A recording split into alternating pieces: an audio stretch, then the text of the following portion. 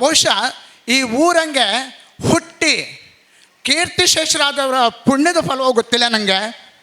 ಅಲ್ಲ, ಶಿಕ್ಷಣದ ಕ್ಷೇತ್ರದ ಧ್ರುವತಾರೆ ಎಂದು ಹೆಸರಾದಂಥ ಗೋಪಾಲ್ ಶೆಟ್ಟರು ಯೋಗ್ಯತೆಯೋ ನಂಗೆ ಗೊತ್ತಿಲ್ಲ. ಅಲ್ಲ, ಇಲ್ಲೂ ಕೂತಂಥ ಸಜ್ಜನ ಬಂಧುಗಳು ಗೊತ್ತಿಲ್ಲ. ಹಗಲು ರಾತ್ರಿ ಗಂಧದ ಕೊಯ್ಡಂಗೆ ತೆಗೆದುಕೊಂಡು ಇಡೀ ಊರಿಗೆ ಕನ್ನಡದ ಪರಿಮಳವನ್ನು ಬೀಸುವಂಥ ಈ ಕನ್ನಡದ ಮನಸ್ಸಿನ ಪ್ರಭಾವ ಗೊತ್ತಿಲ್ಲ. ನನ್ನನ್ನು ಇಲ್ಲಿ ತಂದು ನಿಲ್ಲಿಸಿದ್ದು ನನಗೆ ನಾಡ್ದು 8ನೇ ತಾರೀಕಿಗೆ 60 ವರ್ಷ ಅಪ್ಪತ್ತಿಗೆ ಇದೊಂದು ದೊಡ್ಡ ಸೌಭಾಗ್ಯ, ನನಗೆ ದೊಡ್ಡ ಸೌಭಾಗ್ಯ. ನನ್ನ ಶಿಷ್ಯರ ಮುಂದೆ ನಾನಿವತ್ತು ಕುಂದಗನ್ನಡ ದೇವರಾಣೆ ಹೇಳ್ತಿ, ಇವತ್ತಿನವರೆಗೆ ಸ್ಟೇಜಿಗೆ ನಾನು ತುಳುಂಗೆ ಮಾತಾಡಿದೆ, ಕನ್ನಡದಾಗ ಮಾತಾಡಿದೆ, ಎಲ್ಲ ಮಾತಾಡಿದೆ. ಆದರೆ ನಾನು ಇವತ್ತಿಗೂ ಕುಂದಗನ್ನಡ ಮಾತಾಡೋದು ಇದು ಫಸ್ಟ್, ಇದು ಪ್ರಥಮ. ಹಂಗಪ್ಪ ಏನಾರು ತಪ್ಪು ಒಪ್ಪಿದ್ರೆ ದಯವಿಟ್ಟು ನಿಮ್ಮ ಹಟ್ಟಿ ಒಳಗೆ ಹಾಕೊಂಡು ನಾನು ಕ್ಷಮಿಸ್ಕಂತ ನಾನು ಹೇಳುತ್ತೆ. ಬಹುಶಃ ನಾನು ಹೇಳೋದಂದರೆ ಮಜ್ಜಿಗೆ ಒಳಗೆ ಮಾವಿನ ಮಿಡಿ ಹೊಡೆದಂಗೆ ಆಗ್ತೋ ಏನೋ ಗೊತ್ತಿಲ್ಲ. ನಾನು ಯಾರ ಬಗ್ಗೆ ಯಾವ ವಿಷಯದ ಬಗ್ಗೆ ನಾನು ಸಾಮಾನ್ಯವಾಗಿ ಮಾಡೋದಂತೆ ಗೊತ್ತಾಗ್ತಿಲ್ಲ. ಅವ್ರು ಆಗಲೇ ಹೇಳ್ರೆ ಇದಕ್ಕೆ 1/4 ಗಂಟೆ ಕೊಡ. ನಾನು ಹೇಳಿದೆ 1/4 ಗಂಟೆ ಅಲ್ಲ ಮೇಡಮ್, 2 ಗಂಟೆ ಕೊಡ್ಕಂದು ನೀವು ಎಲ್ಲರೂ ಸಾಧ್ಯ ಎಲ್ಲ ತಾಲೂಕು ಹಂಗೆ ಎಲ್ಲೂ ಕನ್ನಡ ಈ ಕುಂದಗನ್ನಡ ಮಾತಾಡುತ್ತೋ ಅಲ್ಲಿ ಒಂದು ದಿವಸ ಪೂರ್ತಿ ಇದ್ರ ಬಗ್ಗೆ ಒಂದು ಗೋಷ್ಠಿ ಇಡಿ. ಆಗಲಿಕ್ಕೆ ಬೇಕಾದಷ್ಟು ಜನ ಬತ್ತರು, ಖಂಡಿತ ಮಾತಾಡುವಷ್ಟು ಸಾಮರ್ಥ್ಯ ಎಲ್ಲರಿಗೇನೋ ಇತ್ತು. ಆದರೆ ನಮಗೇನು ಒಂದೇ ಒಂದು ಲೋಪ ದೋಷ ಏನಂದರೆ ನಮ್ಗೆ ಇವತ್ತಿಗೂ ಸಮೇತ ಈ ಕುಂದಗನ್ನಡನ ಕುಂದಗನ್ನಡದಂಗೆ ಮಾತಾಡೋಕೆ ಆದಿದ್ದು. ನಾವು ಮಾತಾಡೋದು ಕುಂದಗನ್ನಡ ಅಲ್ಲ, ಎಲ್ಲ ಭಾಷೆ ಚೂರು ಹಾಯ್ಕೊಂಡು ಅದನ್ನು ಮಿಕ್ಸ್ ಮಾಡ್ಕೊಂಡು ಮಾತಾಡ್ತಾ ಇತ್ತು. ನಾವು ಯಾವ ಭಾಷೆನೂ ಸಮೇತ ಇವತ್ತು ಪೂರ್ತಿಯಾಗಿ ಮಾತಾಡ್ತಾ ಇಲ್ಲ. ಆದರೆ ನಾನು ಹೇಳೋ ಪ್ರಕಾರ ಅಜಕಾರಿಂದ ಈಚೆಗೆ ನನ್ನ ಪ್ರಕಾರ ಆಚೆ ನರಿಬೇಣ ನಮ್ಮ ಕುಂದಾಪುರ ಆ ಕಡೆಯಿಂದ ಈಚೆವರೆಗೆ ಈ ಭಾಷೆ ಮಾತಾಡುವರಿದ್ರು. ಆರು ಅಪ್ಪಟ ಭಾಷೆ ಅಥವಾ ಒರಿಜಿನಲ್ ಭಾಷೆ ಮಾತಾಡೋದಿದ್ರೆ ಅದು ಖಾಲಿ ನಮ್ಮ ಶೇಡಿ ಮನೆ, ಆಡಿ, ಮಡಾಮಕ್ಕಿ, ಹಂಜ, ಬಳ್ಮನೆ, ಅಮಾಸ್ವಾಯಿ ಮಾತ್ರ. ನೀವು ಎಲ್ಲ ಬೇಕಾದ್ರೂ ಕೇಳಿ, ಎಲ್ಲರೂ ಮಾತಾಡೋದು ಅದ್ರಂಗೆ ಮಿಕ್ಸ್ ಇತ್ತು. ಈಗ ಕೆಲವರು ಹೇಳ್ತು ಕೋಟ ಅಂದರೆ ಕೋಟ ಅಲ್ಲ, ನಮ್ಮ ಭಾಷೆ ಮಾತಾಡ್ತೇವೆ ಕ್ವಾಟನ್ಕ, ಹೊಯ್ಕಲ್ಲ, ಹಾಯ್ಕನ್ಕ.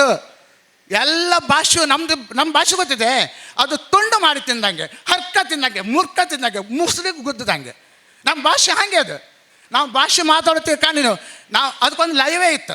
ಆ ಲಯ ಹೇಳ್ತಾರೆ. ನಾನು ಬಹುಶಃ ಅರುಣಾ ಹೆಬ್ರಿ ಅವರು ಒಂದು ಹಾಡು ಕೊಟ್ಟು ಇಲ್ಲ. ನಮ್ಮದು ಈ ಹಳ್ಳಿ ವಾತಾವರಣ ಇತ್ತಲ್ಲ, ನಮಗೆ ಧರ್ಮ ಇಲ್ಲ. ನಾನು ಎಂತೋ ಪೋಂಕ್ ಮಾತಾಡ್ತೀನಿ ಅಂತ ತಿಳ್ಕೊಬೇಡಿ. ನಮ್ಗೆ ಧರ್ಮ ಇಲ್ಲ. ನಮ್ಗೆ 20 ಧರ್ಮ ಒಂದೇ, ಕೃಷಿಕ ಧರ್ಮ.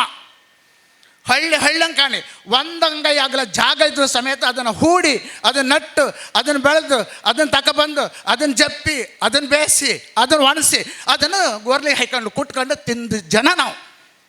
ಹೌದಲ್ದ ಹೇಳಿ? ಇದು ನಮ್ಮ ಕೃಷಿಕ ಸಂಪ್ರದಾಯ. ಆ ಹೊತ್ತಿಗೆ ನಮ್ಮ ಸಾಹಿತ್ಯ ಬೆಳೆದಿತ್ತು. ಮನೆ ಕೂಕೊಂಡ್ರೆ ಆಚರಣೆ ಮಾಡೋದಂತ ಹೇಳ್ದಲ್ಲ, 12 ತಿಂಗಳು ಹಗ್ಗಿಂದ ಹಿಡಿದು ಹಗ್ಗ ಬ್ಯಾಷಕಾರ ಅಖೇರಿವರೆಗೆ ಆ ತಿಂಗಳಿಗೆ ಪ್ರತಿ ಒಂದು ತಿಂಗಳಿಗೆ ಒಂದೊಂದು ಆಚರಣೆ ಮಾಡಿ.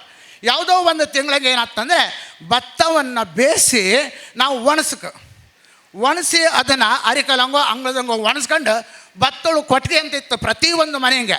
ಆ ಭತ್ತಳು ಕೊಟ್ಟಿಗೆಂಗೆ 2-3 ಒರ್ಲಿರುತ್ತೆ. ಆ ಒರ್ಲಿಗೆ ಪ್ರತಿ ಒರ್ಲಿಗೂ 2-3-4 ಜನ ಸುತ್ತಲೂ ನಿಂತ್ಕೊಂಡು ಭತ್ತನ ದೂಡ್ತಾ ಇರ್ತದೆ. ಒಬ್ಬರು ಮಾತ್ರ ದೂಡೋದು.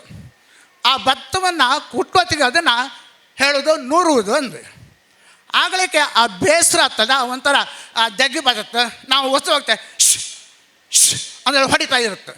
ಹಾಗೆ ಭತ್ತ ಕುಟ್ಟೋತಿಗೂ ಸಮೇತ ಆ ಒನ್ಕೆ 2 ಒನ್ಕೆರೆ ದಡ್ ದಡ್ಕ್ ದಡ್ ದಡ್ಕ್ ದಡ್ ದಡ್ಕ್ ಅಂದ್ರೆ ಶಬ್ದ. ಅದು 3 ಜನ ದಡ್ ದಡ್ ದಡ್ ದಡ್ಕ್ ದಡ್ ದಡ್ ದಡ್ ದಡ್ಕ್ ದಡ್ ದಡ್ ದಡ್ಕ್. ಅದು 4 ಜನ ಆ ಶಬ್ದವೇ ಬೇರೆ. ಆ ಹೊತ್ತಿಗೆ ಆ ಮನಸ್ಸಿಗೆ ಒಂಥರ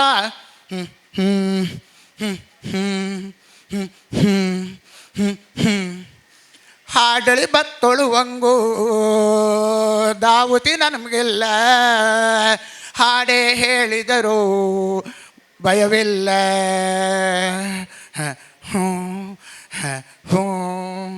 ಹಾಡಳಿ ಬತ್ತೊಳುವಂಗೋ ದಾವುತಿ ನಮಗಿಲ್ಲ, ಹಾವೇ ಕಚ್ಚಿದರು ವಿಷವಿಲ್ಲ. ಹಾವೇ ಕಚ್ಚಿದರು ವಿಷವಿಲ್ಲ, ಸರ್ಪನ ಹೆಡಿಯೇ ಮೆಟ್ಟಿದರು ಭಯವಿಲ್ಲ. ಹ್ಞೂ ಹ್ಞೂ ಅದು ಹ್ಯಾಂಗೆ ಬಂತು?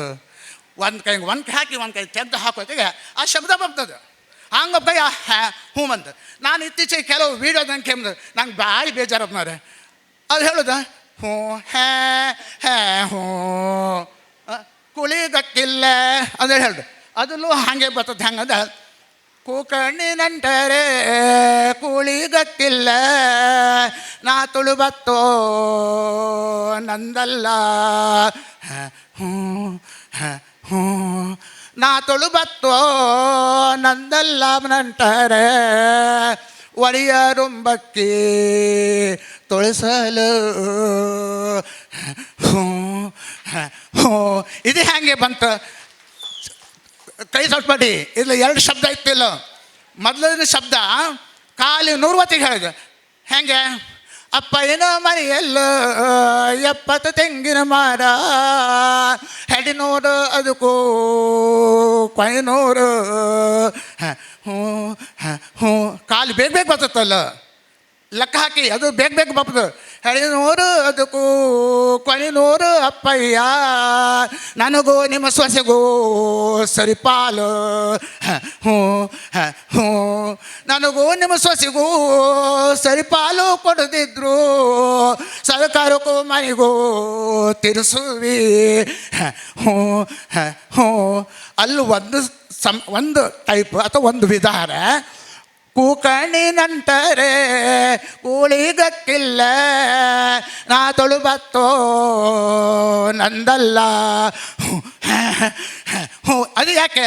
ಅಲ್ಲ ತೊಳ್ಸಲ್ ಬತ್ತ ಅವಳು ಹೇಳ್ತಲ್ಲ ಏನ, ನಾ ತೊಳುಬತ್ತೋ ನಂದಲ್ಲ ಬಿದ್ದರೆ ಒಡೆಯ ರುಂಬಕ್ಕಿ ತೊಳಸಲು. ತೊಳ್ಸಲು ಅಂದರೆ ಎಂತ? ಒಂದು ಸಲ ಬೇಸದ ಭತ್ತನ ಒಣಸಿ ಒರ್ಲಿಗೆ ಹಾಕೊಂಡು ತೊಳುವತ್ತಿಗೆ ಭತ್ತ ನುರುದು, ಅದನ್ನು ಗೇರಿ ಪೂರ್ತಿ ಗೇರಿ ಆದಮೇಲೆ ಮತ್ತು ಉಳಿದು ಹೊರಗೆಲ್ಲ ಹಾಕ್ಕೊಂಡು ಮತ್ತು ಮೂರು ಜನ ನಾವು ತೊಳುವತ್ತಿಗೆ ಆಗಳಿಕೆ ಶಬ್ದ ನಿಧಾನ. ಮೊದಲು ತೊಳೋದಕ್ಕೆ ದಡ್ಡಡ್ಕು ದಡ್ಡಡ್ಕು ದಡ್ಡಡ್ಕು ದೂರಿಕೆ ಮದಿಗೆ 3 ಜನ 4 ಜನ 3 ಜನ ರೊಟ್ಟಿಗೆ ತೊಳೆದು ಅಭ್ಯಾಸ ಇತ್ತು ನನಗೆ. 4 ಜನ ರೊಟ್ಟಿಗೆ ತೊಳುವತ್ತಿ ಒಬ್ಬರು ಕಾಲಿಗೆ ಬಿತ್ತು, ಅಣ್ಣ ನೀನು ತೊಳಿಬೇಡ ಅವತ್ತಿಗೆ ಬಿಟ್ಟಿದ್ದೆ ನಾನು. 4 ಜನ ರೊಟ್ಟಿ ನಾನು ತೊಳೆದಿಲ್ಲ. ಈಗ 3 ಜನ ರೊಟ್ಟಿ ನಾನು ತೊಳೆದಿದ್ದೆ. ಅದು NPTಗಳು ಸಮೇತ. ಅದು ನಮ್ಮ ರಕ್ತದಂಗೆ ಇತ್ತು. ಆ ಭಾಷೆ ಬರ್ತಾರೆ ನಾವು ಒದ್ದಂಗೆ ಕಷ್ಟೇ ಅಲ್ಲ. ಒಡೆಯ ರುಂಬಕ್ಕಿ ತೊಳಸ ಅಂದರೆ 80% ಅಕ್ಕಿ ಅಲ್ಲಿ ಭತ್ತ ಅಕ್ಕಿ ಆಯ್ತು, ಇನ್ನೂ ಒಂದು ಸ್ವಲ್ಪ ನೆಲ್ಲದ್ರಂಗೆ ಉಳಿದಿತ್ತು. ಅದನ್ನು ಹಾಯ್ಕೊಂಡು ತೊಳುವತ್ತಿಗೆ ಮಾತ್ರ ಅದನ್ನು ಸ್ವಲ್ಪ ಗಟ್ಟಿ ನಿಧಾನ ಆಯ್ತು. ಅದು ಸೆಡುವುದಿಲ್ಲ, ಒರ್ಲಿಗೆ ಒನ್ಕೆ ಹಾಕ್ಕೊಳ್ಳೆ ಸೆಡುವುದಿಲ್ಲ, ಅದು ಒಳಗೆ ಹಾಕ್ತಾರೆ. ಅದಕ್ಕದು ನಿಧಾನ. ಆಗಲಿಕ್ಕದು ಸ್ವಲ್ಪ ರಾಗ ಜಾಸ್ತಿ ಬರ್ತಿತ್ತು. ಎಲ್ಲ ಬರ್ತಗಳು ಹಾಡು ರಾಗ ಒಂದೇ ಅಲ್ಲ. ಆಗಲಿಕ್ಕೆ ಅದನ್ನು ನಾವು ಅರ್ಥ ಮಾಡ್ಕೊಂಡು ನಾನು ಹೇಳೋದು, ಈ ಬತ್ತೋಳು ಹೆಂಗಸರಿಗೆಲ್ಲ ಯಾರು ವಿದ್ಯಾಭ್ಯಾಸ ಕೊಟ್ಟದು? ಯಾರು ವಿದ್ಯಾಭ್ಯಾಸ ಕೊಟ್ಟ? ಅವ್ರಿಗೆ ಯಾರು ಈ ಒಂದು ಪದವೊಂದನ್ನು ಅರಿಯದೆ ಕುಡಿತೋದಯೇ ಕಾವ್ಯ ಮತ್ತು ಪರಿಗಣ ಅಂತ ಹೇಳೋದಿತ್ತಲ್ಲ. ಆ ಸಂಚೆ ಹನುಮ ಒಡೆಯರ ಕಾಲದಂಗೆ ಎಲೆ ಅರ್ತಿ ಹಿಡ್ಕೊಂಡು ಹರಿವಾಣ ತಿರ್ಕೊಂಡು ಹಾದೋಳು, ಅವಳೊಂದು ಹರಿಬರಿಯ ಧರ್ಮ ಬರ್ದೋಳಲ್ಲ. ಅದನ್ನು ಆಲೋಚನೆ ಮಾಡಿ.